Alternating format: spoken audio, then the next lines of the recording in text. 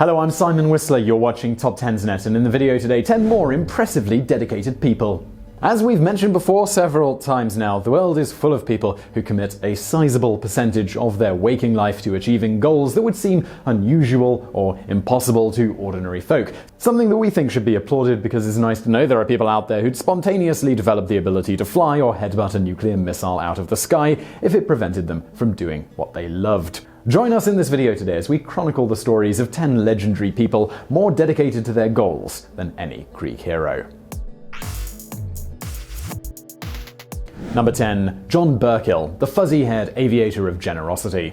John Burkhill's life story reads like the first draft of a superhero Marvel turned down the chance to make a comic about because it'd be too raw. After losing his wife to cancer in the 90s, Burkhill made a solemn vow to himself that he'd spend the rest of his natural life raising money to eradicate the disease that killed her while looking as fly as possible at the same time. True to his word, since that fateful day, Burkhill has spent virtually every waking moment walking around the city of Sheffield, England, pushing a pram while wearing a giant fuzzy green wig, the purpose of which is to advertise the charity Macmillan Cancer Support, which has green livery.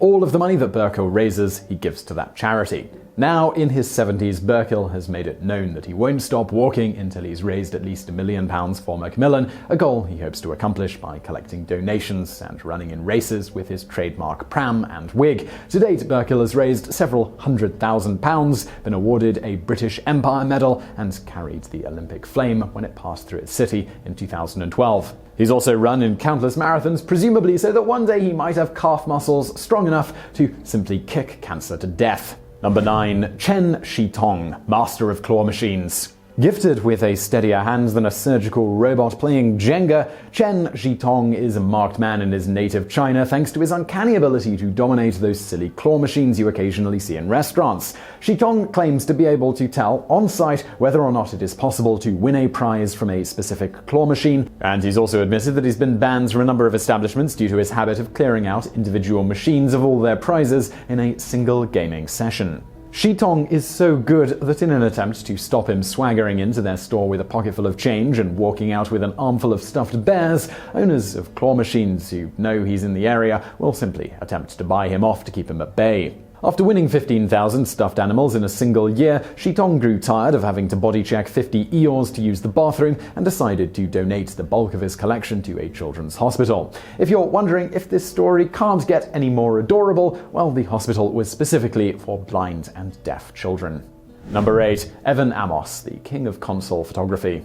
After becoming immensely frustrated with every website on the internet only having piss-poor quality photographs of gaming consoles, Evan Amos decided that he was going to do something about it. A keen photographer and a keener gamer, Amos set about taking beauty shots of classic gaming consoles and accessories that he owned and uploading them all to Wikipedia, where anyone could use them for free.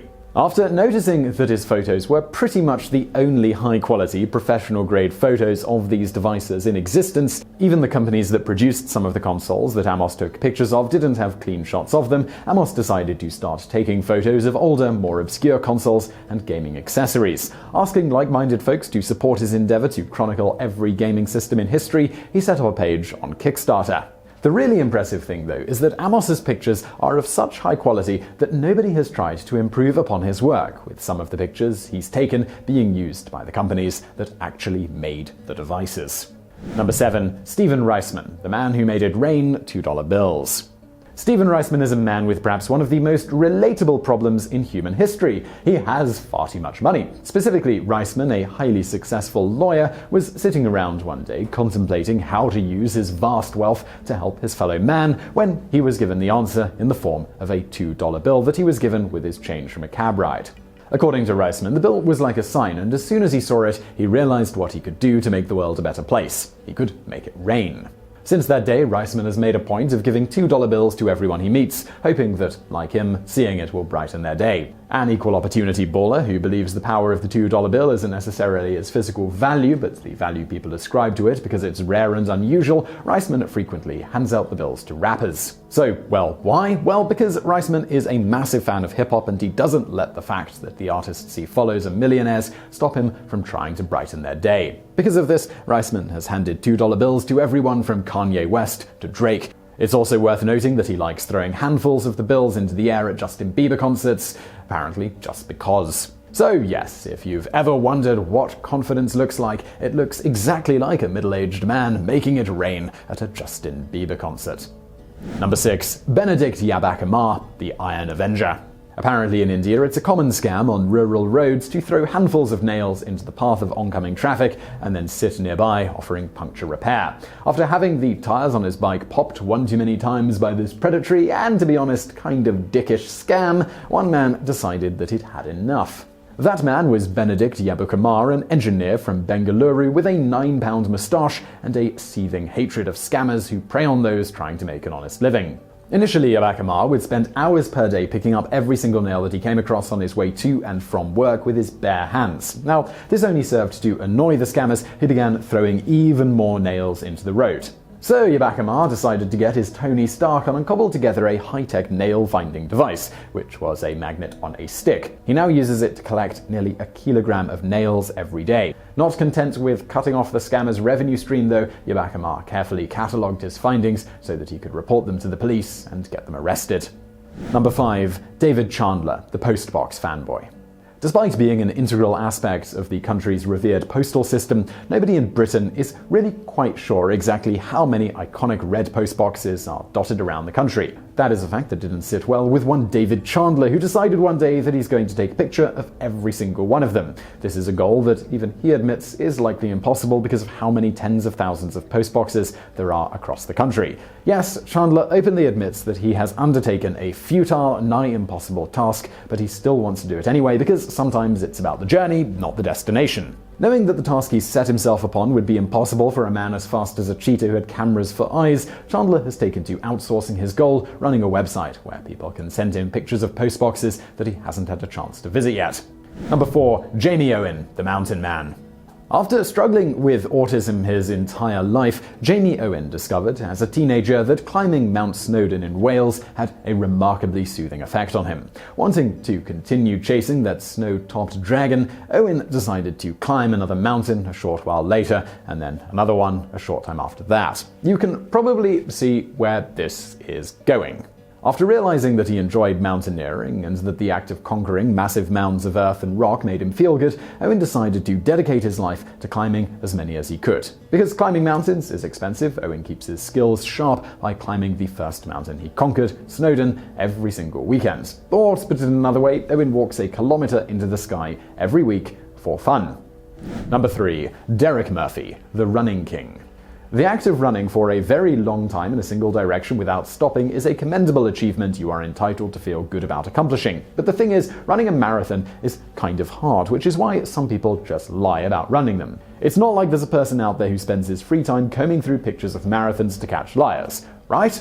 A former long-distance runner himself, Murphy explained in an interview with the BBC that there's nothing he hates more than people who lie or cheat their way through marathons due to the fact that said people invariably take away a spot from a person who legitimately wanted to challenge themselves. So, Derek took it upon himself to call out cheaters and have their records and times disqualified because, screw them. He also sometimes catches people by scanning available footage, but that's nowhere near as funny. Murphy isn't just about catching cheaters though, and he's lent his seasoned eye to people accused of cheating who simply missed a checkpoint or something. This is in order to prove that they ran the distance in their claimed time.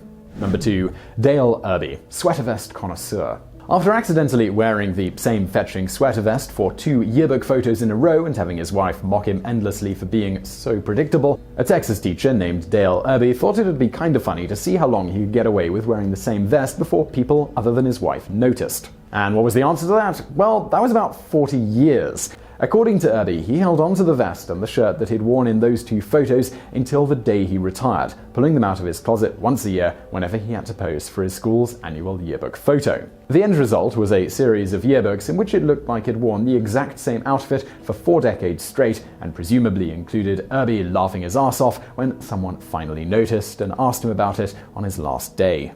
Number 1. Alan McFadyen, Kingfisher fan extraordinaire. Taking pictures of animals is always an adventure because for every shot you get of the proud lion of the Serengeti looking great, you get about 10 shots of it going to town on its sack with its tongue. Alan McFadyen is a man who knows all of this too well because he spent 6 years trying to get a single perfect shot of a kingfisher. Specifically, McFadyen wanted a shot of a kingfisher mid-dive that was just about to break the surface of the water. This is a difficult, seemingly impossible task given the speed at which said birds dive bomb into the water. Unperturbed, McFadyen returned to the same patch of water week after week, taking endless photos of his favorite bird headbutting its way into the water, beak first. Now, just for a moment, put yourself in McFadyen's shoes and think about how many failed attempts it would take for you to give up entirely or get so annoyed you tried batting kingfishers out of the sky with your tripod. Then double that number and add a couple of zeros because, according to McFadyen, it took him 740,000 photos to get the shot he wanted. Now, you might think that this number is exaggerated, but we'd like to counter that with a question. Do you really think the man who spent 6 years taking the same photo of the same bird sounds like a liar? So I really hope you found that video interesting. If you did, please do hit that thumbs up button below, and don't forget to subscribe for brand new videos just like this every day of the week. Also over there on the right, some other videos from the archives that you might enjoy if you enjoyed this one. And as always, thank you for watching.